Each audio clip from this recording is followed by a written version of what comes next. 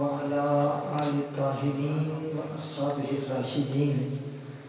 أما بعد فأعوذ بالله من الشيطان الرجيم بسم الله الرحمن الرحيم الذي يراك حين تقوم صدق الله مولانا العظيم إن الله وملائكته يصلون على النبي يا أيها الذين آمنوا صلوا عليه وسلموا تسليما اللهم صل على سيدنا ومولانا محمد وعلى آل سيدنا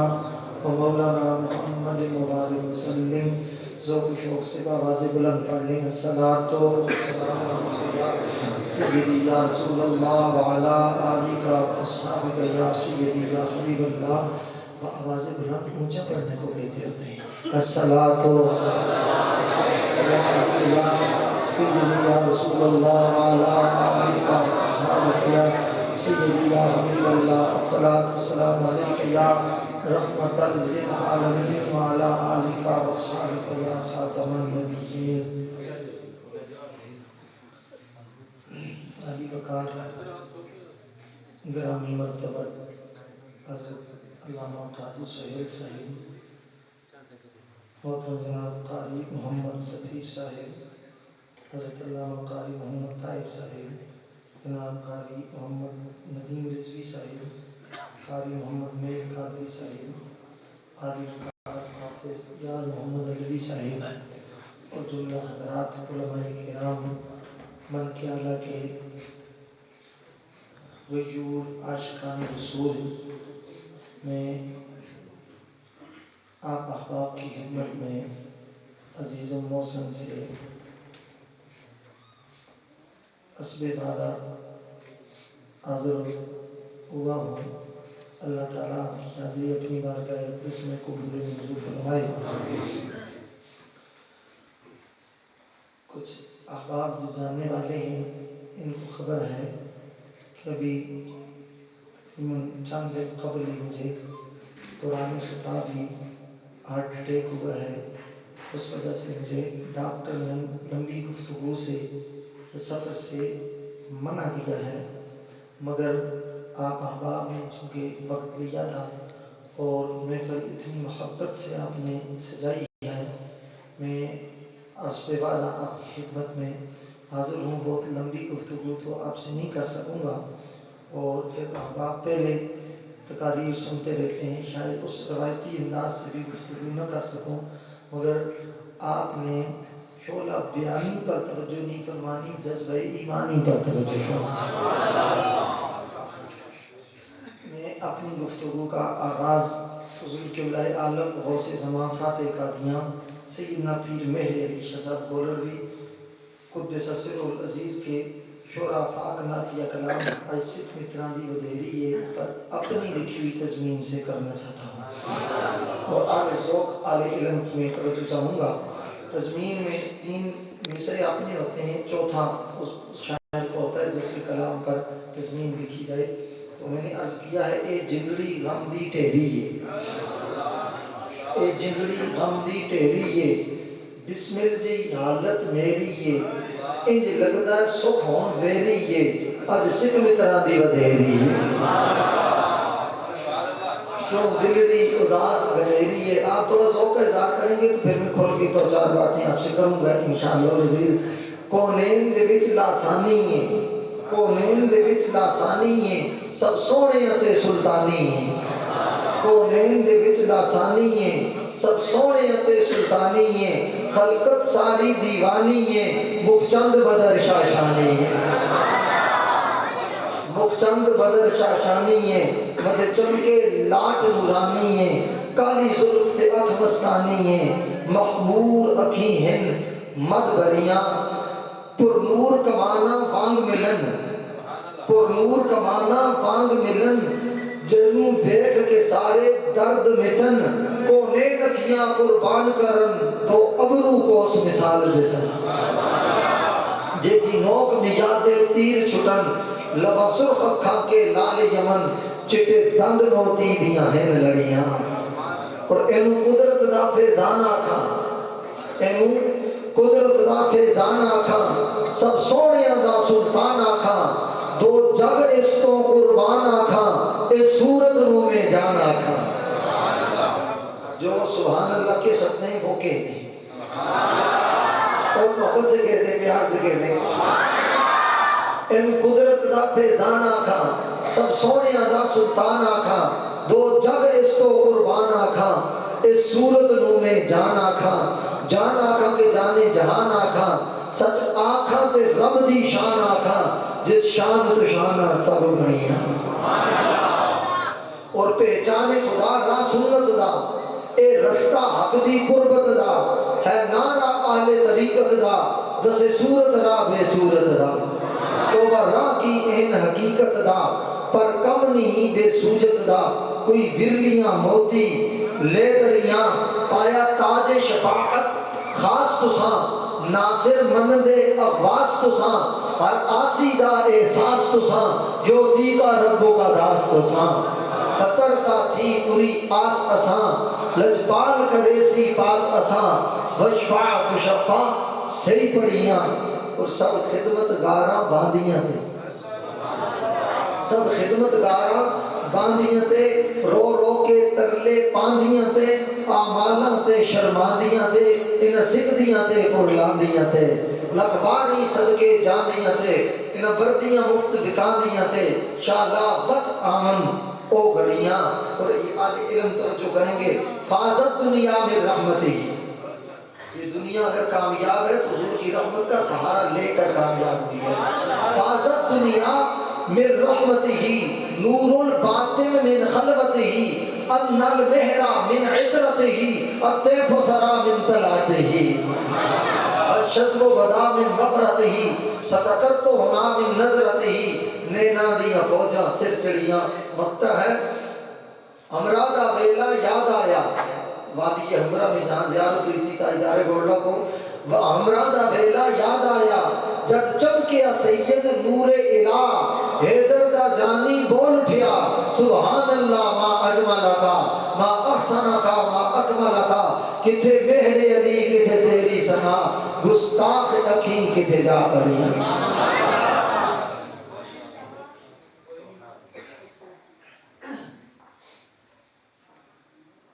خوشی خوشی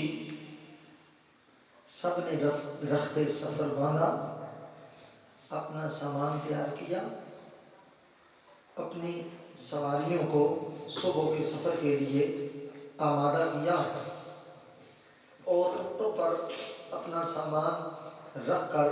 تجاووں میں کس لیا اور اس امید سے سارے رات کو سوئے کہ صبح ہم اپنی منزل کی طرف رواں دواں ہوں گے. جو ہی صبح کی پو پھوٹی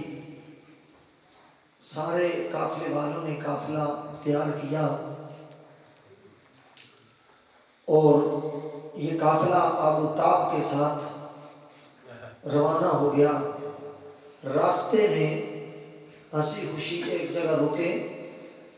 اور پڑاؤ کیا وہاں کھانا بھی کھایا. کھانا کھانے کے بعد جب آگے رخصت ہوئے ادھر قدم بھی چل رہے تھے ادھر سورج بھی ڈھل رہا تھا. جو ہی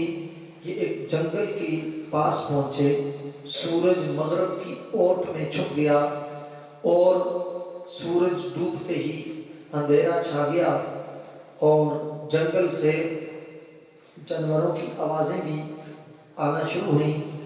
اور جب ہوا چلتی ہوا کے تھپیڑوں سے جب جنگل کے درختوں کے پتے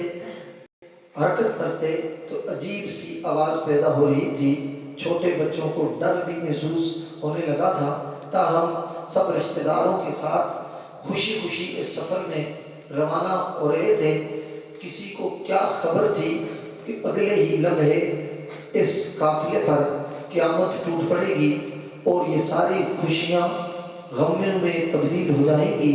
شادمانی پریشانی میں بدل جائے گی اور ان کی چہرے کی مسکراہٹ ان کی آنکھوں کے آنسوؤں میں تبدیل ہو جائے گی. تقدیر کا لکھا کون ٹال سکتا ہے؟ گردش ایام مرور وقت زمانے کے پیچ و تاب اور حالات کے نشیب و فراز یہ ہمیں بتاتے ہیں جو قسام ازل نے تقدیر میں لکھا ہوتا ہے وہ ہو کر ہی رہتا ہے۔ یکا یک جنگل سے ایک ڈاکوؤں کا گروہ نمودار ہوا، ان کے ہاتھ میں نیزے بھی تھے اور 2 دھاری تلواریں بھی تھیں، بعضوں نے خنجر وغیرہ بھی اٹھائے ہوئے تھے۔ جو ہی اس قافلے پر انہوں نے حملہ کیا، حملہ کرنے کے بعد انہوں نے مال اسباب لوٹ لیا۔ مال اسباب لوٹنے کے بعد انہوں نے صرف مال تک محدود رہتے تو پھر برداشت کیا جا سکتا ہے، انہوں نے سواریوں کو بھی چھین کر سواریوں پر لدا ہوا سامان اپنے راستے پر ڈال لیا، اور یہاں تک بھی برداشت ہو سکتا تھا، مگر ان ظالموں نے نوخیز بچوں کو بھی یرغمال بنا کر اغوا کر لیا، ان کے جگر پاروں کو چھین لیا، ان کے کلیجے کے ٹکڑوں کو انہوں نے یرغمال بنا کر اغوا کر لیا۔ اب آپ کے ذہن میں خیال یہ ضرور آئے گا اور آیا ہوگا اور سوال اٹھنا چاہیے کہ ہم نے شاہ جی کو میلاد کے لیے بلایا تھا اور یہ میلاد کی محفل تھی، انہوں نے کون سا فلسفہ شروع کر دیا ہے، کون سا افسانہ انہوں نے چھیڑ دیا ہے، اور کس قصہ پارینہ میں ہمیں لے گئے ہیں۔ میں تھوڑی دیر کے لیے آپ کی سمع خراشی اور کروں گا اور آپ توجہ میری طرف رکھیں گے انشاءاللہ۔ اسی سفر میں جو ہمارا اختتام ہوگا وہ سیدہ زہرا کے بابا کے قدموں میں ہوگا۔ جناب الانبیاء صلی اللہ علیہ وسلم کے غلاموں، جب صبح رات گزر گئی اور صبح نے اپنا چہرہ دکھایا اور رات اپنا بستر لپیٹ کر گم ہو گئی، اور جب روشنی ہر طرف ہو گئی، ہر ایک اپنے بچوں کو تلاش کرنے لگا، کسی کے کلیجے کا ٹکڑا نہیں ہے، کسی کا بھتیجا نہیں ہے اور کسی کا بھانجا نہیں ہے، تو انہوں نے بیلا کرنا شروع کر دیا، شور مچانا شروع کر دیا، رونا اور چیخنا شروع کر دیا۔ یہ کسی میں کہانی سے نہیں بیان کر رہا، میں البدایا والنہایا آپ کے سامنے پیش کر رہا ہوں، سیرت ابن ہشام سے آپ کے سامنے یہ بات پیش کر رہا ہوں۔ امام الانبیاء صلی اللہ علیہ وسلم کے غلاموں توجہ رکھنا، انہی جو بچے اغوا ہوئے تھے انہی میں سے ایک بچے کا نام زید بھی تھا، اور یہ حارثہ کا بیٹا ہے۔ جب قافلہ لٹا پٹا صبح انہوں نے دیکھا کس منہ سے ہم آگے جائیں گے، تو واپس پلٹے۔ لٹا پٹا قافلہ اپنے گاؤں میں، اپنے علاقے میں جب پہنچا تو لوگوں میں قرآن مچ گیا کہ صبح انہوں نے کل بڑی اہتمام سے اس قافلے کو روانہ کیا تھا، آج لٹ کر آیا ہے، آج بچے بھی ساتھ نہیں ہیں۔ زید کی والدہ کو پتہ چلا تو وہ چیختی چلاتی ننگے پاؤں بھاگی قافلے کے پاس، وہ کبھی ایک سے خبر معلوم کر رہی ہیں، کبھی دوسرے سے پوچھ رہی ہیں، کبھی تیسرے سے اپنے بچے کی بارے میں معلومات حاصل کر رہی ہیں۔ سر پہ چادر نہیں ہے، بال نوچ رہی ہیں، آنکھوں سے آنسو کی لڑیاں جاری ہیں، گاؤں کی عورتیں سینے لگا کر دلاسے دے رہی ہیں، آنسو پوچھ رہی ہیں، مگر اس آنکھوں کے آنسو تو پوچھے جا سکتے ہیں، اس کلیجے پر جو زخم ہے اس پر مرہم کون رکھ سکتا ہے؟ جو دل پر کیفیت گزری ہے اس کا درمان کون کر سکتا ہے؟ اور اس غم پر کا علاج کون کر سکتا ہے؟ حضرت زید کی ماں تڑپتی رہی، روتی رہی، حضرت زید کو لایا گیا اور لا کر اسی بچے زید بن حارثہ کو اوکاز کے بازار میں، اوکاز کی منڈی میں بیچ دیا گیا۔ وہاں بردہ فروشی انسانوں کے بیچنے کا کاروبار ہوتا تھا، اور وہ سند اس وقت عروج پر تھی جب ان کو اوکاز کے بازار میں بیچا گیا۔ صبح تاجر آئے طرح طرح کے خریدنے کے لیے، انہی میں سے بڑے تاجر کا نام حکیم بن حزام بھی ہے۔ حکیم بن حزام نے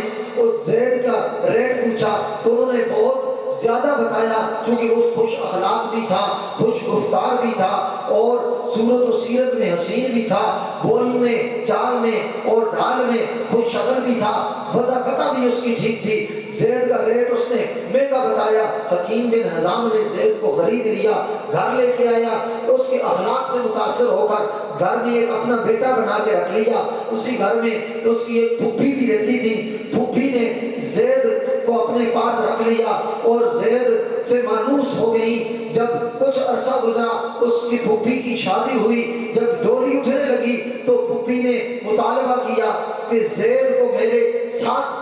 سپو میرے سپرد کیا جائے، میں جہیز لے کر نہیں جانا چاہتی، میں جس گھر میں جانا چاہتی ہوں جہیز کے بجائے زید کو اپنے ساتھ لے کر جانا چاہتی ہوں۔ زید جب اس کی پھوپھی کے شوہر کے قدموں میں پہنچا، اس کو باپ کی شفقتیں بھول گئی، ماں کی ممتا بھول گئی، بہن کا لاڈ بھول گیا، رشتہ داروں کا پیار بھول گیا، محلے والوں کی محبت اور شفقت بھول گئی۔ آپ کے ذہن میں 4 سوال اٹھے ہوں گے اور اٹھنے بھی چاہیے، یہ زید کون ہے، اور یہ حکیم بن حزام کی پھوپھی کون ہے، اور جس کے شوہر کے پاس گئی تو وہ شوہر کون ہے، اور شوہر اس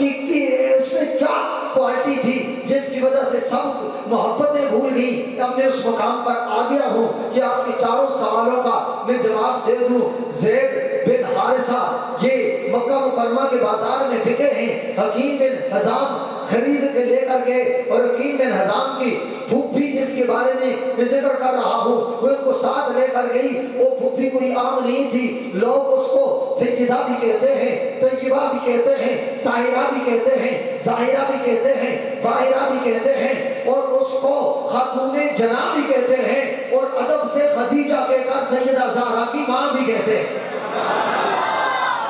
وہ سیدہ طیبہ خدیجہ الکبریٰ کی ذات ہے۔ حضرت خدیجہ الکبریٰ ان ہستیوں میں سے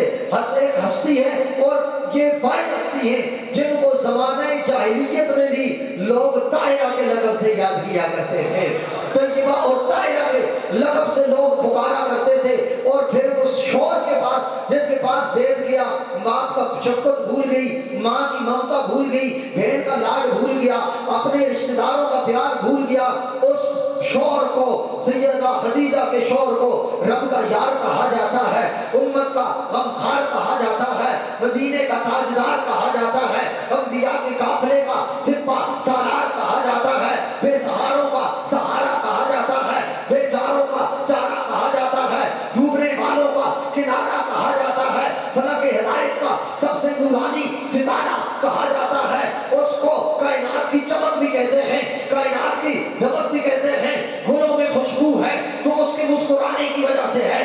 کلیوں میں چٹک ہے تو اس کی باتیں کرنے کی وجہ سے ہے، چاند تاروں میں ضیاء ہے تو اس کے چہرے کی نور کی وجہ سے ہے، یہ کائنات میں روشنی ہے تو اس کے قدموں کی صدقے کی وجہ سے ہے، کائنات میں بہار ہے تو اس کے مسکرانے کی وجہ سے ہے، کائنات میں نکھار ہے تو اس کے جناب فیض عطا کرنے کی وجہ سے ہے، تیرے چہرے پر نور ہے تو اس کے قدموں کی برکت کی وجہ سے ہے، تیرے دل میں سرور ہے تو اس کے یاد اور میلاد کا صدقہ ہے۔ کائنات اس کو رب کا یار بھی کہتی ہے، مدینے کا تاجدار بھی کہتی ہے، زہرا کا بابا بھی کہتی ہے، صدیق کا مرشد بھی کہتی ہے، فاروق کا امام بھی کہتی ہے، عثمان کا دل ربا بھی کہتی ہے، علی کا جان علی کی جان بھی کہتی ہے، محبوب رخبار رحمان بھی کہتی ہے، اور مدینے کا سلطان بھی کہتی ہے۔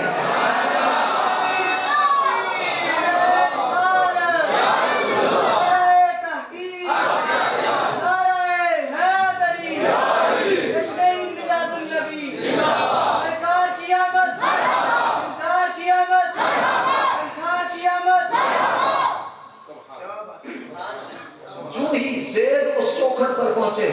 باپ کا پیار بھول گیا، ماں کا لاڈ بھول گیا،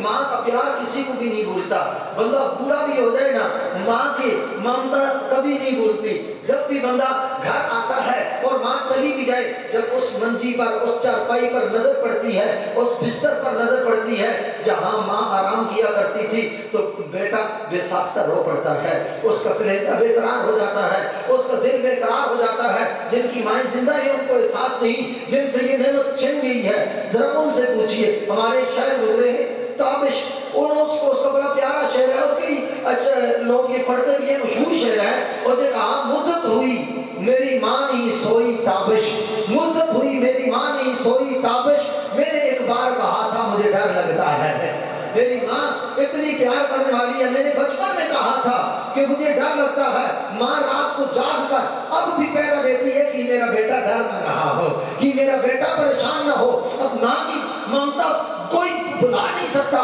باپ کی شفقت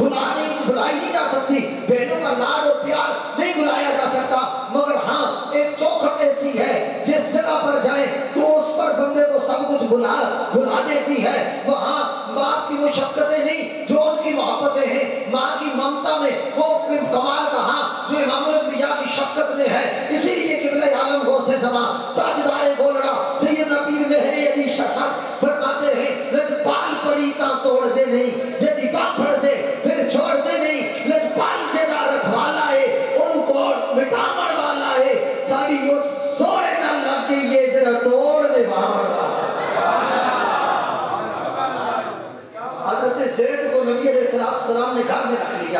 میں نے کہا زید کائنات کے سارے افسر تیرے قدموں پر قربان ہو جائیں، سارے سید تیرے قدموں پر قربان ہو جائیں، غوث قطب تیرے قدموں پہ قربان ہو جائیں، کوئی کس کا نوکر ہے، کوئی کس کا نوکر ہے، بہت وقت کہیں گے یہ فلاں صاحب کا نوکر ہے، یہ فلاں مشیر کا نوکر ہے، فلاں وزیر کا نوکر ہے، فلاں بادشاہ کا نوکر ہے، کوئی دنیا دار کا ہی نوکر ہے نا۔ اے زید تیری عظمت پہ قربان، تیری قسمت پر نثار ہو جائیں، ہماری پگڑیاں قربان ہو جائیں، ہماری دستاریں فدا ہو جائیں، ہماری عزت عظمتیں قربان ہو جائیں، باقی جتنے عہدے پر جائے وہ دنیا دار کے نوکر ہوتے ہیں، تو دنیا دار کا نہیں مدینے کے تاجدار کا نوکر ہو گیا۔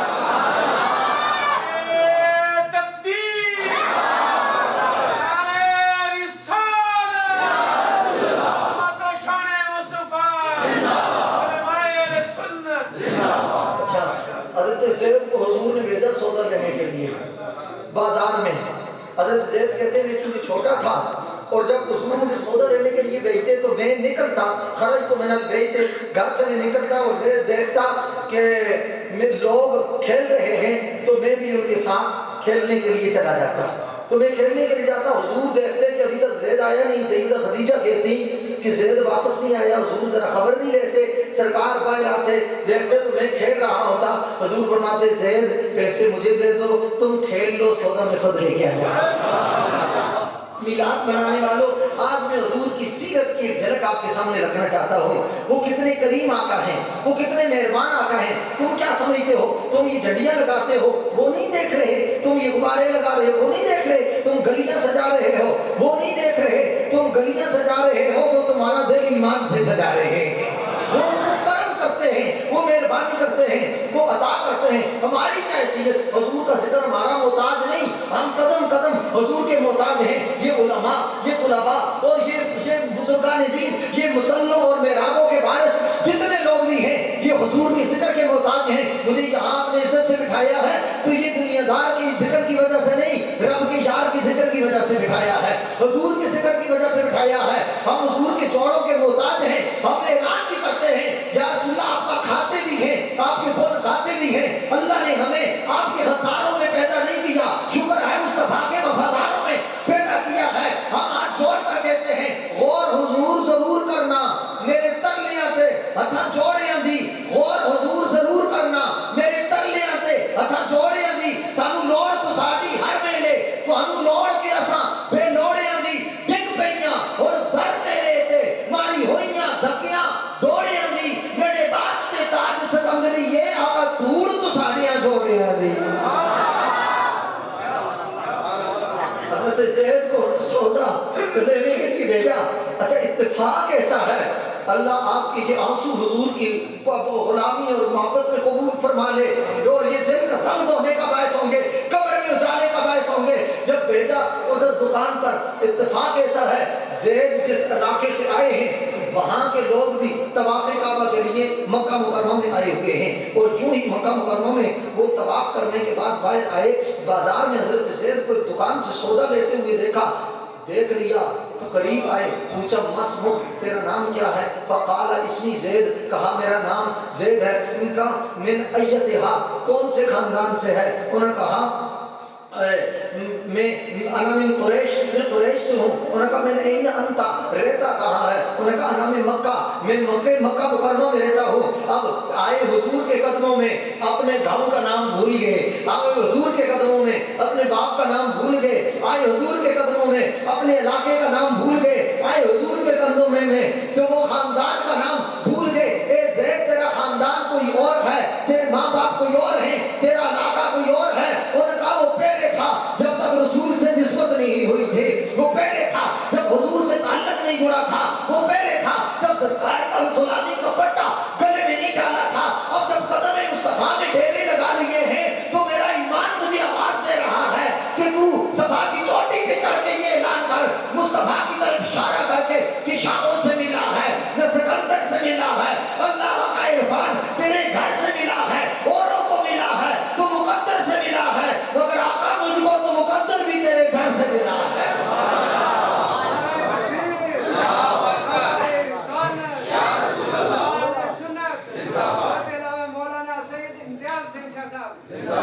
آپ کی محبت کا انداز، آپ شفقت محبت فرماتے ہیں، محبت کرتے ہیں، مگر میں عرض کروں میں فقط خاک ہوں، مگر آپ سے نسبت ہے میری، ایک یہی رشتہ میری اوقات بدل دیتا ہے۔ ایک ایسی نعرہ لگائیں تو حضور کی عزت کا لگائیں، حضور کی عظمت کا لگائیں، آمد مصطفیٰ کا لگائیں۔ ہر نوکر چاہتا ہے اس کے مالک کے نعرے لگیں، ہر غلام چاہتا ہے آقا کا نعرہ ہو، ہر منگتا چاہتا ہے بادشاہ کا نعرہ ہو۔ ہم تو ان کی گلی کے غلاموں کے غلاموں کے غلاموں کے غلام ہیں۔ وہاں تو تاجدار گولڈا جیسے ہستی بھی یہ کہتی ہے میں ہوا سگ مدینی دی گلی دا، اے رتبہ ہے ہر کامل ولی دا، اور وہ امام عاشقاں قبلہ عارفاں حضرت امام اہل سنت مجدد دین و ملت اعلیٰ حضرت عظیم البرکت جیسی ہستی کہتی ہے کوئی کیوں پوچھے تیری بات رضا تو اسے بتے ہزار پھرتے ہیں۔ وہ آقا کا نعرہ ہو، آقا کی بات ہو۔ امام الانبیاء صلی اللہ علیہ وسلم کے غلاموں حضرت زید کو دیکھ لیا، وہ پیچھے پیچھے زید آگے آگے، جس دروازے میں زید داخل ہوئے انہوں نے نشانی ذہن میں رکھ لی، جو واپس پلٹے اور واپس پلٹ کر حضرت زید بن حارثہ کہ والد گرامی کھیتوں میں کام کر رہے ہیں، کہا وہ حارثہ ایک ہم نے تیرے بیٹے کو دیکھ لیا۔ حضرت حارثہ نے وہیں بیل ادھر ہی چھوڑے، ہل ادھر ہی چھوڑی، بھاگے گھر کی طرف۔ ماں کو کہا ماں ان کا میری بیوی کو ذرا خبر دو۔ بیوی کی آنکھیں سفید ہو چکی تھیں، اکلوتا بیٹا تھا، راستہ تک تک کر اب نظر کا عالم طاری تھا اور چارپائی پہ لیٹ کر اپنی موت کا انتظار کر رہی تھی۔ جو ہی پتا چلا کہ بیٹا زندہ ہے تو اس کی خبر ہو گئی تو دوبارہ جان میں جان آ گئی، اٹھ کر بیٹھ گئی۔ البدایہ و النہایہ علامہ ابن اسیر لکھتے ہیں جو ہی اٹھ کے بیٹھی اس نے اپنے دیور کو بھی بلایا، خامد کو بھی بلایا، اس نے کہا میں تمہارا سامان باندھتی ہوں، کپڑے باندھتی ہوں، توشہ دان میں تمہارا کھانا اور سامان رکھتی ہوں۔ صبح ایسا کرنا علس صبح اپنے گھوڑے تیار کر لو، صبح تو انہیں مکہ جانا ہے اور اس کے ساتھ جہاں میرا بیٹا ہے اس کو لے کے آنا ہے۔ صرف ماں نے اتنا پوچھا مجھے بتا جس کے پاس میرا بیٹا ہے کیا اس کو کھانا دیتا ہوگا؟ سننا وہ بندہ کیا کہہ رہا ہے، ابھی کلمہ نہیں پڑھا۔ تو اس نے کہا میں نے پورے مکے میں پھیر کر دیکھا اس جیسا کریم مجھے کوئی نظر نہیں آیا ہے، میں نے پورے مکے میں دیکھ کر دیکھا ہے اس جیسا شریف مجھے کوئی نظر نہیں آیا، میں نے پورے مکے میں دیکھا اس جیسا ریپ کرنے والا مجھے کوئی نظر نہیں آیا۔ امام الانبیاء صلی اللہ علیہ وسلم کے غلاموں صبح حضرت زید کا کے والد بھی چچا بھی رفت سفر باندھ کر روانہ ہوتے ہیں، مکہ مکرمہ میں آ کر خانہ کعبہ کا طواف کرتے ہیں۔ طواف کرنے کے بعد آپ حضور کی چوکھٹ پر آتے ہیں، فتح الباب انہوں نے دروازے پر آ کر دستک دی، فتح زید بن بابا حضرت زید بن حارثہ نے دروازہ کھولا، ادھر انہوں نے دروازہ کھولا، باہر دیکھ کر باپ نے اپنی باہیں کھول دی، اس نے کہا میرے بیٹے آ میرے سینے کے ساتھ لگ جا، میرے کلیجے کے ٹکڑے جدائی کے لیے کافی عرصہ بیت گیا ہے، تجھے دیکھے ہوئے تڑپتے ہوئے تیرے لیے بے قراری میں آ میرے کلیجے کے ساتھ لگ، میرے سینے کے ساتھ لگ، میری روح کو سکون عطا کر دے، میرے کلیجے کو قرار عطا کر دے، میرے دل کو چین عطا کر دے۔ حضرت زید رضی اللہ تعالیٰ عنہ پیچھے ہٹ گئے، ان کا زید کیوں نہیں آتا؟ ان کا مجھے حضور نے منع کیا ہے، میرے پوچھے بغیر اس چوکھٹ سے بھائی قدم نہیں رکھنا، ان کا میں تیرا باپ ہوں۔ اس نے کہا مصطفیٰ اس شان والے ہیں ان کے حکم پر ماں کو بھی قربان کیا جا سکتا ہے، باپ کو بھی قربان کیا جا سکتا ہے، جان کو بھی قربان کیا جا سکتا ہے۔ بریلی کے تاجدار نے ترجمانی ٹھیک کی ہے کہ کروں تیرے نام پہ جاں بنا۔ جو ذوق کے ساتھ بیٹھے ہوئے ہیں وہ اپنے وہ بولیں جو ابھی تک اس انداز میں ہے کہ شاہ صاحب نے بھی کان پر ہاتھ نہیں رکھا اور میاں صاحب کا شعر نہیں پڑھا۔ میں آپ کو میاں محمد صاحب کے بارگاہ میں پہنچانے سے پہلے ہی محمد مصطفیٰ کی بارگاہ میں لے جانا چاہتا ہوں۔ اس ذوق کے ساتھ بیٹھے ہو، توجہ سے آپ سماعت فرمائیں۔ اور کہا کروں تیرے نام پہ جاں فدا، نفس سے جاں دو جہاں فدا، جو جہاں سے بھی نہیں جی بھرا، کروں کیا کروڑوں جہانی یہ بات چل رہی ہے۔ کان حضور سید عالم صلی اللہ علیہ وسلم کے ادھر لگے ہوئے ہیں، سرکار کے کانوں میں آواز پڑ گئی، وہ تو گھر کی آواز تھی وہ کیوں نہ پڑتی۔ میرے آقا کریم صلی اللہ علیہ وسلم کو امام سیوطی فرماتے ہیں امتی کے دل میں جو خیال پیدا ہوتا ہے تو یہ زبان میں بعد میں لاتا ہے، مدینے والے کو پہلے خبر ہو جاتی ہے۔ اور یاد امتی جو کرے حال زار میں ممکن نہیں کہ خیر بشر کو خبر نہ ہو۔ اعلیٰ حضرت فرماتے ہیں جو امتی حال زار میں تنگی میں تکلیف میں دکھ میں پریشانی میں جب فریاد کرتا ہے، امام سیوطی کہتے ہیں ادھر تیرے دل میں ماں تیری بڑی شفیق ہے نا، بہت محبت کرتی ہے، تیری چوٹ برداشت نہیں کر سکتی، تیرا کانٹا چبھنا بھی برداشت نہیں کر سکتی، تیرا گرنا برداشت نہیں کر سکتی، مگر تو گلی میں گر گیا، ماں تو گھر میں ہے، اس کو خبر تو نہیں ہوتی، تو موٹر سائیکل پر تیرا ایکسیڈنٹ ہو گیا، ماں گھر میں ہے، جب تک اطلاع نہیں آتی اس کو خبر نہیں ہوتی۔ فرمایا ماں کو اطلاع کرنے کی ضرورت پڑتی ہے، مگر نبی